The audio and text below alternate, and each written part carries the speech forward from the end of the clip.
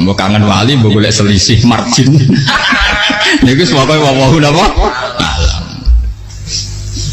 Itu kan urusan jenengan mbek pangeran, mboten urusan kula. Tapi tetap saya sebagai ulama mengingatkan niat itu ditoto. Begini, ulama dulu tuh ngitung hidup itu hanya 2 menit 2 detik, sehingga dia ya gampang saja. Kayak Imam, kayak Kanjeng Nabi itu, ya Rasulullah kenapa tidak menyediakan makan untuk besok? Loh, saya itu tidak yakin kalau hidup saya sampai besok. Ya sudah begitu cara, ya sudah tenang saja. Kalau sampean kan bayangkan hidup 4 tahun lagi, 5 tahun lagi, sehingga arah mangan di wedi tenan. Padahal bolak-balik zaman cilik ramangan tetap wedi. Jadi cara berpikir Nabi itu begitu. Begitu juga cara pikir sahabat, cara pikir ulama-ulama yang waras itu begitu. Lalu saya itu pernah melarat di Jogja zaman pertama merantau itu. Kalau nanti saya bilang, Gus kok tidak punya beras, tapi aku yakin nak sesuk urip Pak. Kowe buta mangan sesuk, anak sesuk ijek napa? Cara berpikir ulama itu begitu. Sehingga melihat maksiat juga gitu. Alhamdulillah aku jauh urip 1 detik, 2 detik, 2 menit, sehingga hidup. Dan itu sudah cukup untuk lafadzkan la ilaha illallah. Makanya kata yang ngarang hikam, betapa murahnya Allah. Surga itu hanya bisa dibeli dengan 2 menit, karena surga itu senilai la ilaha illallah, miftahul jannah la ilaha illallah. Itu cukup 1 menit. Berarti surga itu regane mau 1 menit. Dan karena dia nganggap hidup itu 1 menit ke depan la ilaha illallah, ya sudah. Dia ngitungnya hidup itu per menit. Kalau sampean kan enggak, per 10 tahun, per 20 tahun. Sehingga kriminal betul, cara pandang sampean itu kriminal betul. Sehingga bayang kudu di duwe, kudu di bojo, nak kiai kudu di pengaruh. Nah kalau saya enggak, saya meskipun tidak sehebat itu, tapi mewarisi keilmuan mereka. Jadi misalnya saya jadi ulama itu bayang loh, di santri mau sitok Islam pokoknya ke Ahmadiyah ya gitu saja. Ya pokoknya ya sudah gitu. Orang bayang loh santri yang pimpinan takwa khusyuk salam tempel, demen gelo, demen apa? Udah tanyakan santri-santri saya itu mungkin belum pernah nyuri saya bikin kopi. Bisa dihitung. Karena saya itu sederhana saja. Misalnya saya pergi dari Jogja ini yang nyata salah. Bayang no bujo gue semaca, bawa no kopi, buka no lawang malah kecewa. Seperti umumnya orang kan gitu. Semerantau ada bayang no bujo gue nyambut, tiga no kopi, digodok no banyu hangat, teman. Bareng teko bujo no wangap, kukur-kukur. Karena tarifnya dia ideal, maka mudah kecewa kalau itu tidak terjadi. Nak kula mboten sembayang napa Jogja pokoke bojoku jek uta Islam. Nak salat 5 bulan ya sudah gitu. Pakai standar-standar yang minimalis. Saya dari rumah bayang sampean ngaji ya, pokoke melek ya sudah nak salat demadem napa. Mulane sudah gitu. Andai kan saya pakai standar maksimal, maka akan mudah kecewa. Rasulullah juga begitu. Rasulullah itu ngadepi Sayyidah Aisyah itu ya begitu, ngadepi Hasan Husain. Sehingga tidak ada cerita Nabi mudah kecewa betul. Karena Nabi bayangkan anak istrinya itu ya minimalis sekali, urusan dunia maksudnya minimalis sekali. Misalnya Nabi pagi-pagi tanya, ya Aisyah apa ada sarapan? Tidak ya Rasulullah, ya idzan asumu kan itu saya puasa. Kalau sampean usul-usul lah juga no kopi wedok opo, itu kan repot. Muni-muni itibak sunnah Rasul tapi tidak pernah sampai mendekati sunnah Nabi Rasul. Sehingga ya tenang saja Nabi. Saya tahu alhamdulillah bisa niru dalam gitu-gitu tuh bisa. Makanya kiai muda paling enjoy. Banyak kiai-kiai sepuh itu kalau urusan gitu konsultasi masa.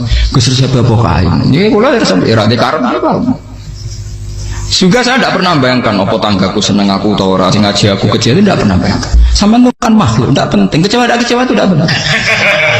Saya itu orang alim, ngerti ini warido kamat lubi, ora warido kum.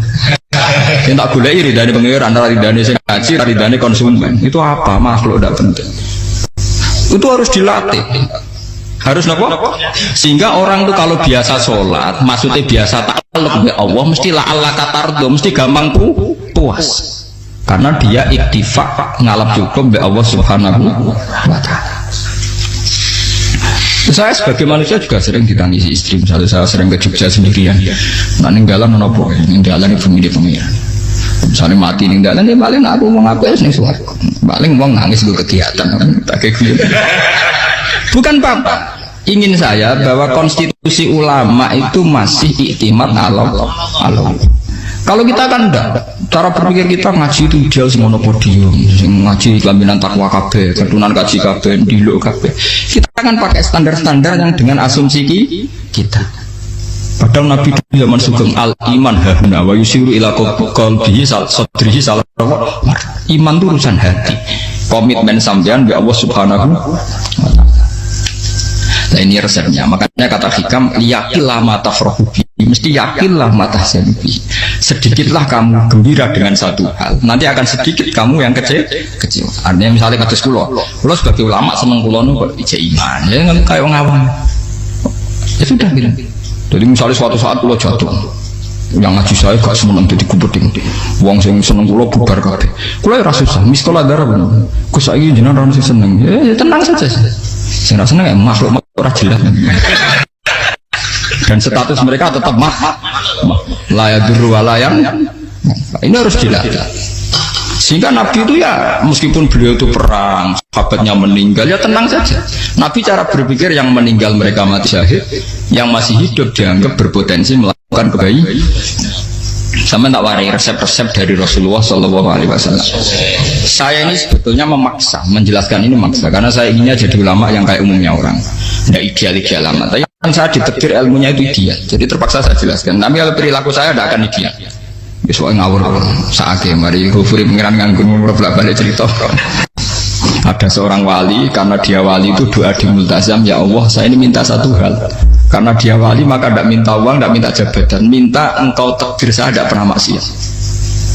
Itu kan bagus sekali, minta doa ditakdir gak maksiat kan ada. Dari pengiran malah Syafi'i fa'ena ad'u ghufran, karena tau maksiat malah sifat ghafurku tak ada kok endi. Gamane pangeran ini sifat ghafurku rak nganggur. Malah tidak ada orang selain Nabi kecuali ditakdir tahu maksiat, dan sifat ghafuri pangeran efektif. Paham apa? Lara sampean kan ghafuri wong nggo kabeh, dadi karek sadidul iqab. Karena maksiate sampean sering, jadi sifat ghafuri wis berlaku aktif. Saya karek nunggu sifat sadidul iqab. Paham ya? Itu beda dengan wali-wali. Sifat sadidul iqab mau aktif, mereka tidak punya dosa. Malah pangeran bingung gak kok sifat ghafuril. Apa tak kok ghafur atau dosa? Tidak kok sadidul iqab gak tahu maksiat. Jadi pangeran malah sing bingung. Nak kowe ora tau maksiat ghafur kok tak dakok ndi? Kok ora tau maksiat, wong iku ora tau apa? Didakoki sadidul iqab gak mungkin atau maksiat. Lah pangeran apa dakok ghafur kan syaratnya dosa sik. Sampean kan walian. Ghafure wis dintekno. Keseringan kepake, paham ya? Karek nopo? Karek sadidul iqab. Ya itu memang standar Tuhan.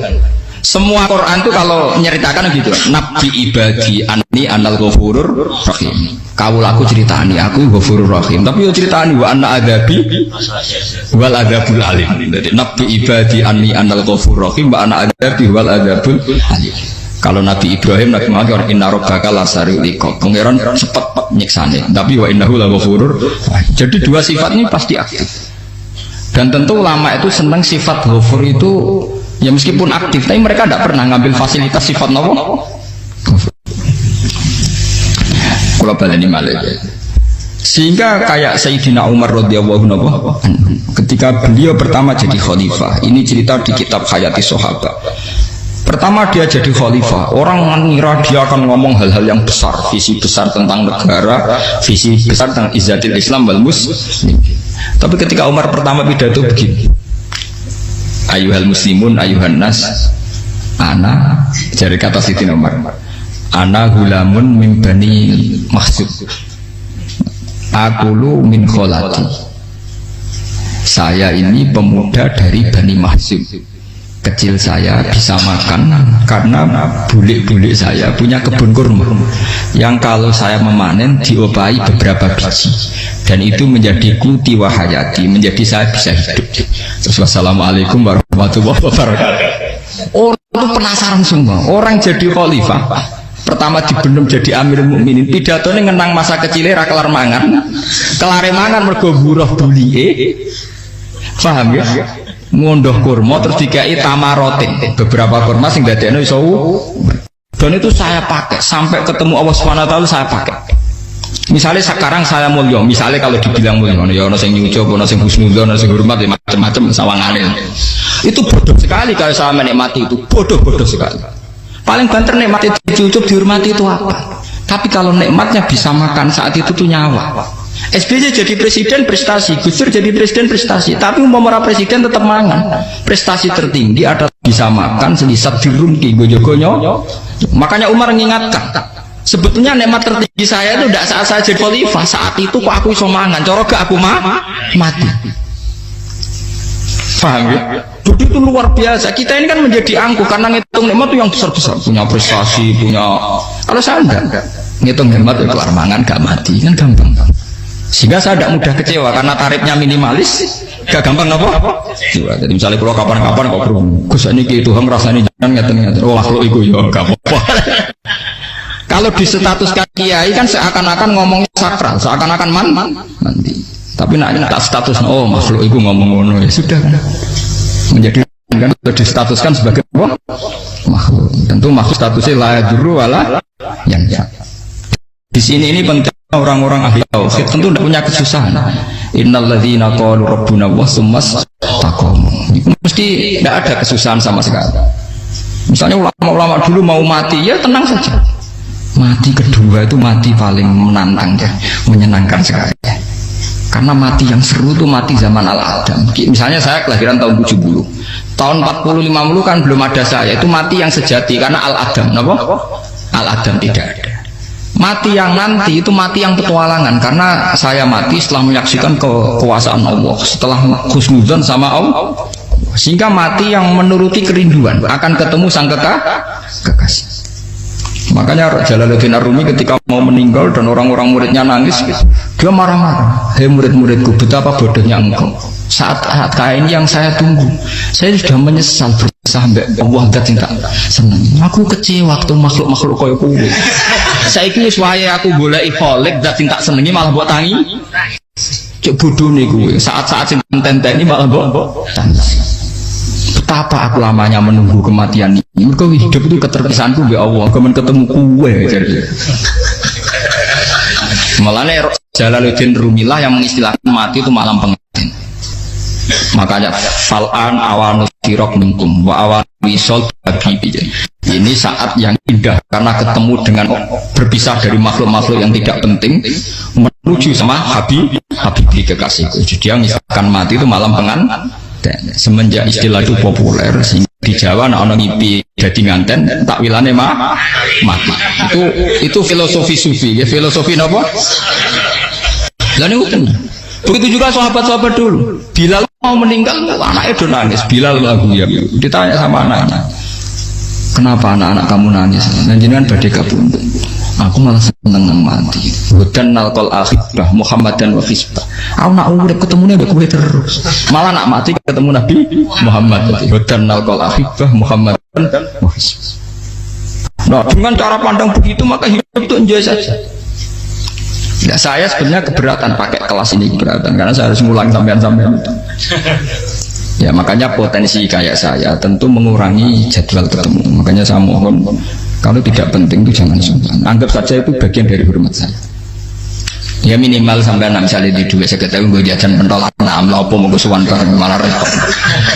Gue ganggu uang anak peleleran pak. Nah misalnya sampai kepentak kok hukum, uang nak rapin terus hukumnya takokannya ya ringan, takok kita tanggam paling bisa. Karena pertanyaan yang ringan tentu ya ringan-ringan saja. Gak perlu kiai kali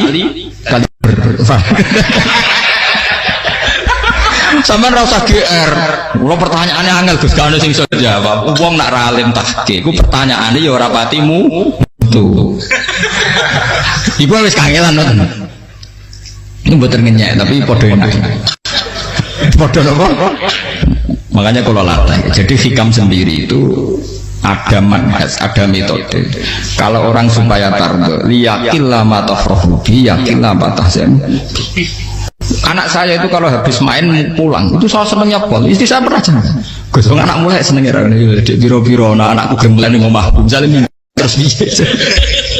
Saya terus anakku lo main mulai itu seneng. Biro-biro anakku mulai di ngomahku. Dipanggil anak saya bapak itu senengnya sama boleh. Biro-biro anak saya manggil bapak. Jadi saya pakai standar minimalis sekali. Saya tidak pernah pakai tarif dia anak yang ideal dihormati orang-orang. Sebenarnya anakku sujud nih pangeran, ngerti pentingnya mau tasbih. Makanya anak saya tak namakan tasbih semua. Itu ya sudah selesai. Saya tidak pernah bayangkan anak saya jadi kayak besar dihormati juga. Mari gampang kecil. Saya nggak Sayyidina Umar. Saya pemuda dari Bani Mahzum. Yang kecilnya bisa makan karena buruh bulikku. Akal tuh tamarot. Wah itu saya baca tuh nangis betul. Betapa hebatnya Sayyidina Umar. Mengingatkan ulang bahwa nikmat tertinggi itu ya makan, karena makan kaitannya nyawa. Orang jadi bupati nggak jadi bupati tetap makan. Jadi kalau ngatain saya tarifnya minimalis sekali. Nah, kalau orang sudah makan gitu, lah Allah kata mudah sekali. Tapi kalau sampai tarifnya ideal harus di mobil, kudu sanggup nih agak. Masuk gue mobil gak sanggup agak. Barang gue sanggup agak, kudu gue penderek. Masuk kiri lu juga kok tambah apa? Penderek. Penderek maju. Masuk orang kena dikeloli aja, malah repot. Akhirnya gue mau ngaju. Harus selingkuh jari sing gue. Lapor koromena. Mau menuruti tahapan-tahapan duniawi makanya resep kalau ingin itu kan sholat, maksudnya sholat itu dihayati secara tauhid ya, dihayati secara tauhid. Misalnya inna sholati wa nusuki wa mahyaya wa mamati lillahi rabbil alamin, itu akan pasti Allah kata pasti mudah melihat alam ini ridho. Ini satu sekelumit di resep orang ulama yang saya meniru beberapa di kitab Hayati Sahabat, di kitab Hikam, dan meniru terutama di semuanya sanad dari Rasulullah Shallallahu Alaihi Wasallam. Makanya suatu saat Nabi itu kagum. Abdullah bin Mas'ud itu jalan dan dikawal oleh beberapa malaikat. Terus Nabi itu heran. Ya kenapa itu selalu mengawal kamu? Kata Abdullah bin Mas'ud, ya Rasulullah, inilah akhtu khutwatan illa wa azunnu alla akhtu wa ukhra wa ma aqatu luqmatan illa wa azunnu alla alqam ukhra. Saya itu tidak pernah melangkah kecuali saya tidak pernah yakin apa betul saya bisa melangkah lagi. Jadi perlangkahnya itu dia iktimat Allah. Dan saya tidak pernah mengunyah satu kunyahan kecuali saya tidak yakin apa betul saya bisa mengunyah lagi. Setiap kunyahnya tetap semuanya ada bismillah, semua itu atas nama pertolongan atas kata Rasulullah. Orang andikan saya ada nabi terakhir itu jadi nabi. Makanya dulu nabi itu sering ngetikan, andikan orang-orang kayak gitu itu ada nubuah, tentu mereka punya derajat nubuah. Jadi tidak jadi nabi tapi punya derajat nubuah. Nah orang yang cara berpikir gitu tentu tidak khawatir apa yang hilang dari dirinya, karena dia berkontrak dengan Tuhan hanya per menit per detik. Jika mempunyai resep al-mu'min yusiru sana Allah ayakuna li nafsi dzakiron. Seorang mukmin yang sejati tentu kontaknya dengan Allah Subhanahu wa taala dan dia tidak pernah ingat dirinya sendiri. Kayak sampai napas umat tapiil, Allahu akbar, Allah maha besar, subhanallah. Selalu ana wong ngrasani masuk lali utangnya barang itu. Tapi yang jelas kan menjadi enjoy dengan dirinya sendiri. Paham ya? Menjadi enjoy dengan dirinya karena dia tidak sering punya kontrak dengan makhluk. Nah ini maksudnya Allah kamu. Janganlah Allah kata kamu pandang, apa nak sholat terus kabul kaja, apa nak sholat terus untuk duit ya bar. Karena cara pikir iso aja nak duit ya. Dan ini resep ya, dan resep ini dari ulama-ulama yang istinad ila Rasulillah Shallallahu Alaihi Wasallam. Karena kalau Nabi itu memang cara pandang. Aisyah itu pernah ditanya, ya Aisyah, saya ini ingin makan apa yang dari sahabat ini masih. Wah ya Rasulullah sudah habis karena tak kasihkan tetangga. Itu Nabi tidak marah-marah, malah bilang kamu benar Aisyah. Biru yang kamu kasihkan tuh yang masih. Kau nak daging dipangan dewe kadang nuruti nafsu, nak dikekno wong sedekah nuruti perintah pengen. Jare Kanjeng Nabi, beneran Aisyah dagingnya ijek. Mung ana tiyang malah ijek, sing nggo sedekah malah sing ijek. Cara berpikir Nabi itu begitu. Tapi tahu-tahu disederhanakan sunnah Nabi serbanan. Nah itu kan ya memang itu bagian dari sunnah Nabi, tapi sunnah seharga 10.000. Paham ya? Dia monggo mawon sampean sunnah Nabi serbanan, tapi itu sunnah yang bisa dibeli dengan murah. Hakikatnya sunnah Nabi itu rata-rata bentuknya perilaku. Napa? Zaman delok dawuh Aisyah tengene tiba berjanji kana khuluquhul Quran wa shimatuhul ghufran yansahu lil insan wa yafsahu fil ihsan wa ya'fu 'anil dzambi idza kana fi haqqihi wa sababi. Kana khuluquhul Quran, Nabi ku akhlak dasare wis kaya Quran tok. Urusane akhlak. Wasimatuhul ghufron, ciri utama sifatnya Nabi gampang nyepuro. Yansohul insan, dan Nabi punya niat baik pada seluruh manusia. Wayafsahu fil ihsan, sering melakukan ihsan. Dan sunnah Nabi ngoten kan luwih sering kula Quran ya wis hafal mulang. Wasimatuhul ghufron kula gampang nyepuro, sampean ngaji angop ora tau tamu. Yansohul insan, kula bedina nate tiyang wong mulang. Wayah sahu pilih sana ihsan tak dia gampang.